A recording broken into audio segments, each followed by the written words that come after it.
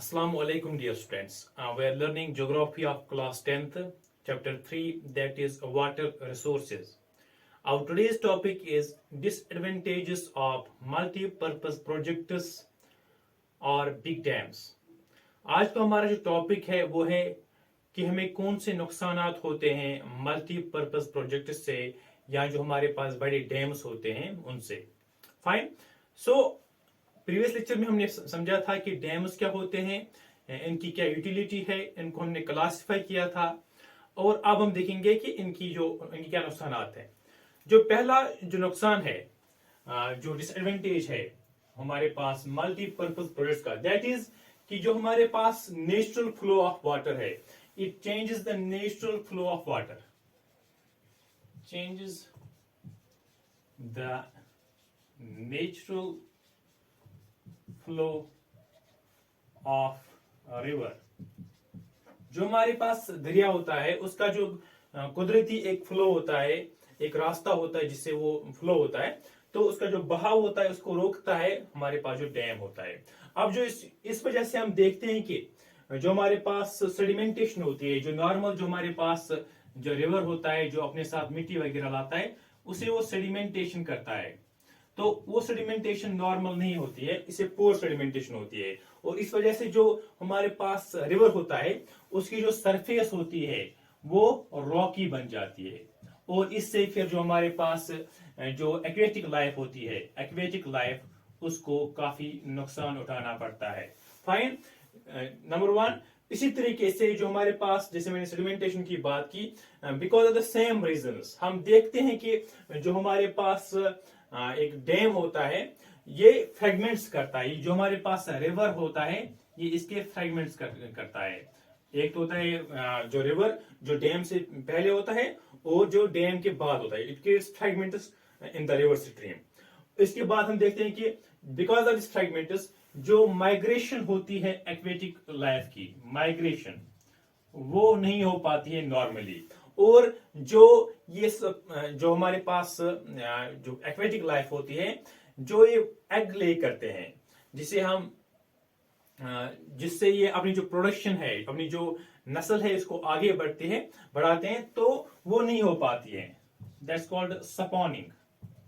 जो स्पॉनिंग होती है तो दैट्स एग लेइंग, जो हमारे पास एक्वेटिक लाइफ करते हैं वो नहीं कर पाते. इस वजह से इनकी जो पॉपुलेशन है वो कम हो जाती है बिकॉज ऑफ दिस फ्रेगमेंटेशन जो कि रिवर में हो जाता है. इसके अलावा हम देखते हैं बिकॉज ऑफ दिस सेडिमेंटेशन, इससे जो हमारे पास जो रिवर जो फ्लड प्लेन होता है, जो रिवर का फ्लड प्लेन होता है, इसमें बिकॉज ऑफ दिस प्रोसेस कि इससे जो फ्लड प्लेन में जब फ्लडिंग होती है, जो सैलाब होता है, तो वहां की जो नेचुरल वेजिटेशन होती है, नेचुरल वेजिटेशन जो होती है या वहां की जो सॉइल होती है वो पानी में सबमर्ज हो जाती है. नेचुरल वेजिटेशन और सॉइल वो सबमर्ज हो जाती है. जब वो सबमर्ज हो जाती है तो इसकी क्या होती है, इसकी डिकम्पोजिशन होती है, इसकी होती है डिकम्पोजिशन और डिके. कहने का मकसद है कि जो हमारे पास नेचुरल वेजिटेशन होती है ये इससे तबाह हो जाती है because of the floods in the flood plain. जो अगर फ्लड प्लेन में हम डैम को बनाएंगे तो उससे हमें ये नुकसान झेलना पड़ता है जो वहां की नेचुरल वेजिटेशन होती है. फाइन. नंबर सेकंड जो हमारे पास जो डिसएडवांटेज है because of the multipurpose project और बिग डैम्स, वो है जब हम बात करते हैं जो हमारे पास डिफरेंट जो रिवर्स होते हैं या डैम्स होते हैं, तो जब हम डैम्स कहीं पर बनाते हैं इससे क्या होता है, जो वहां पर जो लोग होते हैं जहां पर हमें डैम बनाना पड़ता है, तो क्योंकि बड़े डैम्स होते हैं तो it leads large scale migration of people, large scale displacement of people और माइग्रेशन ऑफ पीपल. जो लोग होते हैं, जो वहां के बाशिंदे होते हैं, तो उनको वहां से निकलना पड़ता है, उसको वहां से डिस्प्लेस होना पड़ता है. इस तरीके से जो वहां की गरीब आवाम होती है, जो लोग होते हैं, एक तो वो लैंडलेस बन जाते हैं, landless number one. Number second जो उनका लाइवलीहुड होता है, जो उनका जरिए माश होता है वो भी खत्म हो जाता है. और जो थोड़ी बहुत उनको रसाई हासिल होती है टुवर्ड्स रिसोर्सेज वो भी इससे जो एक्सेस उनको होती है, रसाई होती है, वो भी इससे खत्म हो जाती है बिकॉज ऑफ दिस डिस्प्लेसमेंट। और जो फायदा इससे होता है, जो हमारे पास रिच फार्मर्स होते हैं, जो हमारे पास एफ्लुएंट फार्मर्स होते हैं, या जो हमारे पास इंडस्ट्रीज को फायदा पहुंचता है because of these facilities, because of these dams, और जो हमारे पास होते हैं अर्बन सेंटर्स, उनको फायदा पहुंचता है। फाइन। तो हम देखते हैं कि इस वजह से because of this large scale displacement of people हमारे पास डिफरेंट जो मूवमेंट्स लॉन्च किए, जैसे हमारे पास है नर्मदा बचाओ, नर्मदा बचाओ आंदोलन। नंबर सेकंड, तहरी आंदोलन। जो हमारे पास है नर्मदा बचाओ आंदोलन या तहरी आंदोलन, तो ये क्या था? नर्मदा से नर्मदा मूवमेंट। ये क्या थी? ये जो हमारे पास सरदार सरोवर डैम जो बनाया गया गुजरात में, जो कि वाटर फैसिलिटेट करता है, जो हमारे पास महाराष्ट्र है, मध्य प्रदेश है, गुजरात और राजस्थान को, ज्यादातर हम देखते हैं कि इससे जो हमारे पास गुजरात का इलाका है, तकरीबन हम बोलते हैं कि अबाउट मोर देन 947 जो वहां के विलेजेस हैं, या 173 टाउन्स, उनको पानी पहुंचता है, एंड 124 विलेजेस ऑफ राजस्थान, उनको उस प्रोजेक्ट से कहा जाता है सरदार सरोवर डैम, उससे पानी मुहैया होता है। फाइन। तो हम देखते हैं कि लेकिन इससे जो लार्ज के डिस्प्लेसमेंट हुई लोगों की, इस तरह से, इस वजह से इस मूवमेंट को लॉन्च करने की जरूरत पड़ी। इसके अलावा हम देखते हैं कि जो तहरी डैम है, तहरी डैम इज इन उत्तराखंड, तो वहां पर भी इंडिया लार्जेस्ट हाईएस्ट डैम, तो उसको भी वही प्रॉब्लम वहां पर लोगों को फेस करनी पड़ी। इस वजह से भी वहां पर भी एक आंदोलन लॉन्च किया गया, एक मूवमेंट वहां पर लॉन्च की गई। फाइन। तो it was the point number 2। Number 3, की जब हम बात करते हैं, हम देखते हैं कि जब because of the facilitation of dams, हम देखते हैं कि जो क्रॉपिंग पैटर्न होता है, द क्रॉपिंग पैटर्न, जो फसल की जो नवियत है, जो पैटर्न है, दैट हैज चेंज्ड। हम देखते हैं कि because of the irrigation facilities, क्योंकि वहां पर आप इरिगेशन फैसिलिटी होती है, तो हम देखते हैं कि हम जो फार्मर्स होते हैं, वो अब जो नए क्रॉप्स उगाएंगे, वो क्या होंगे? Water intensive, water intensive crops वो ग्रो करेंगे, वो क्रॉप्स ग्रो करेंगे जिसमें ज्यादा पानी खर्च होता है, वाटर इंटेंसिव क्रॉपिंग करेंगे वो। और इसके साथ साथ वो क्रॉप्स वो उगाएंगे जो कमर्शियल क्रॉप्स हो, क्योंकि इसमें अब ज्यादा, बिकॉज इरिगेशन, हमें पता है इरिगेशन से जो हमारे पास वाटर कंजप्शन काफी ज्यादा बढ़ जाती है, और इससे जो सॉइल की जो नवियत होती है, उसकी डिग्रेडेशन होती है, और इससे इकोलॉजिकल क्रैश होती है सॉइल की। हम कहते हैं कि because of salinization, because of saltiness, इससे सैलिनाइजेशन बढ़ जाती है, और जो वहां की मिट्टी होती है, जो सॉइल होती है, उसकी नवियत बरकरार नहीं रह पाती है, because of changing cropping pattern, because of water intensive crops, because of commercial crops, because of the main reason being the irrigation facilitated by multi-purpose project or dam. Number 3, number 4 जो है बेटा, यहां पर आप देखेंगे इसके अलावा जो हमारे पास इससे फिर सोशल प्रॉब्लम्स भी जन्म लेती है, इससे जन्म लेती हैं हमारे पास social problems.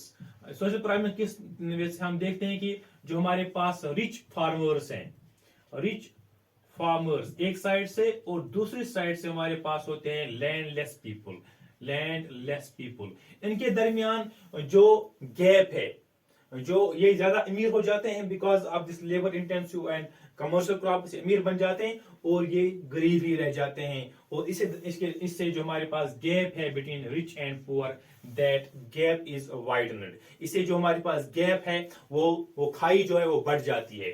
Number 5 now, number 5 जो है हमारे पास, वो है जो कन्फ्लिक्ट, जो हमारे पास डैम्स होते हैं या मल्टीपर्पज प्रोजेक्ट होते हैं, इससे हमारे पास इट क्रिएट्स कन्फ्लिक्ट्स अमंग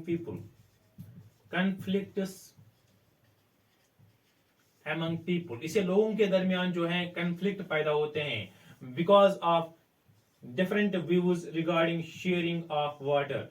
जो वाटर शेयरिंग को लेकर यहाँ पर कंफ्लिक्ट जन्म लेते हैं।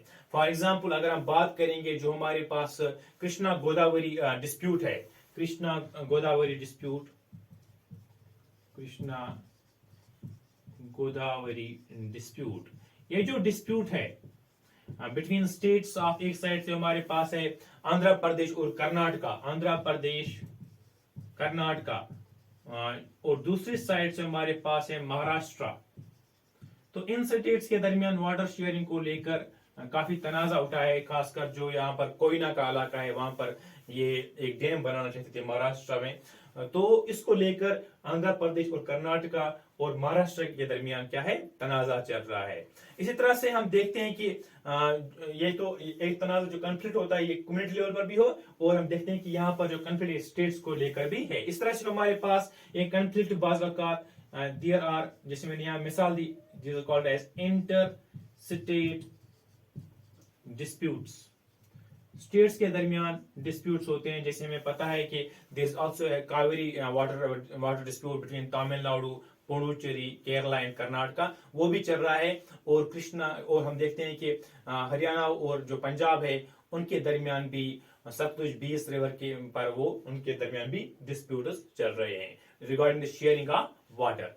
नंबर 6 नाउ जो इसके बाद है दैट इज कि हमारा जो मेन हमारा मकसद जो होता है मल्टीपर्पज प्रोजेक्ट्स या डैम्स का, ये फ्लड्स को रोकते हैं। लेकिन इसके बरअक्स हम देखते हैं चीजें होती हैं, बाज औकात जो हमारे पास डैम्स होते हैं या बड़े डैम्स होते हैं या मल्टीपर्पज प्रोजेक्ट्स होते हैं, दे ट्रिगर फ्लड्स, ये फ्लड्स का बायस बन जाते हैं because of sedimentation of reservoirs. Reservoir जो हमारे पास होते हैं उनमें क्या होती है, ज्यादा से ज्यादा सेडिमेंटेशन होती है, इस वजह से ये फ्लड्स का बायस बन जाते हैं। और बाज औकात जो हमारे पास जब ज्यादा रेनफॉल होता है, हैवी रेनफॉल होता है, और बाज औकात जो हमारे पास डैम्स होते हैं ये सक्सेसफुल नहीं रहते हैं, अनसक्सेसफुल होते हैं जब हाईवे रेनफॉल होते हैं। और बाज औकात क्या होता है, ये एग्रीगेट करते हैं, they aggregate the problem of floods.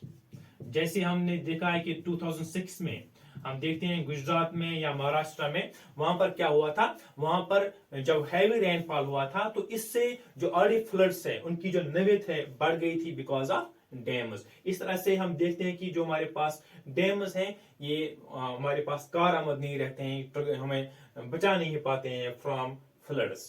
Fine. इसके अलावा हम देखते हैं कि जो हमारे पास because of these multipurpose projects और डैम्स हमारे पास क्या होता है, इससे it leads to land degradation, land degradation. अब लैंड डिग्रेडेशन किस तरीके से होता है, जैसे जब भी कहीं पर फ्लड्स आते हैं तो फ्लड्स सिर्फ एक तो लाइफ एंड प्रॉपर्टी को नुकसान पहुंचाते हैं, और साथ साथ में वो करता है सॉइल इरोजन। सॉइल इरोजन भी किस वजह से, बिकॉज ऑफ फ्लड्स। फ्लड्स अपने साथ क्या ले जाते हैं, मिट्टी भी ले जाते हैं, नंबर 1। नंबर 2 जो कि बिकॉज जो सेडिमेंटेशन प्रॉपरली नहीं हो पाती है जो रिवर करता है, तो इस वजह से जो हमारे पास नॉर्मल जो फ्लड प्लेन होता है जो उसमें फिर हम देखते हैं कि वहां पर सिल्ट नहीं होता है। जो सिल्ट होता है ये जो हमारे पास सॉइल फर्टिलिटी बढ़ाने के लिए काफी कारआमद है। जो हमारे पास सिल्ट होता है it is very important for soil fertility. इस वजह से भी हम देखते हैं कि it also leads to land degradation. इस वजह से भी क्या होता है, लैंड डिग्रेडेशन होती है। इसके अलावा जो हमारे पास डैम्स होते हैं या मल्टीपर्पज प्रोजेक्ट्स होते हैं, इससे बाज़ औक़ात इंड्यूस होते हैं, दे induce earthquakes, waterborne diseases,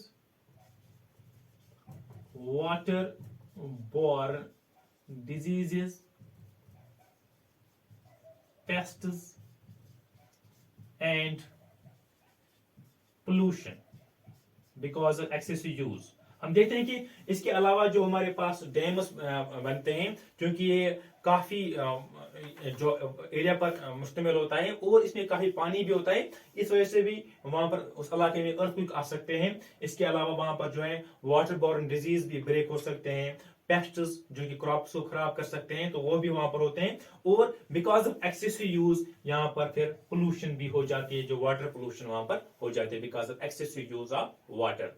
fine. तो इस तरह से हमने देखा कि मल्टीपर्पज प्रोजेक्ट जो है या इंटीग्रेटेड वाटर रिसोर्स मैनेजमेंट है, और जो हमारे पास बड़े बड़े डैम्स होते हैं इनके क्या बुरे असरात हैं। That is all in this video, that's all in this lecture. Thank you very much.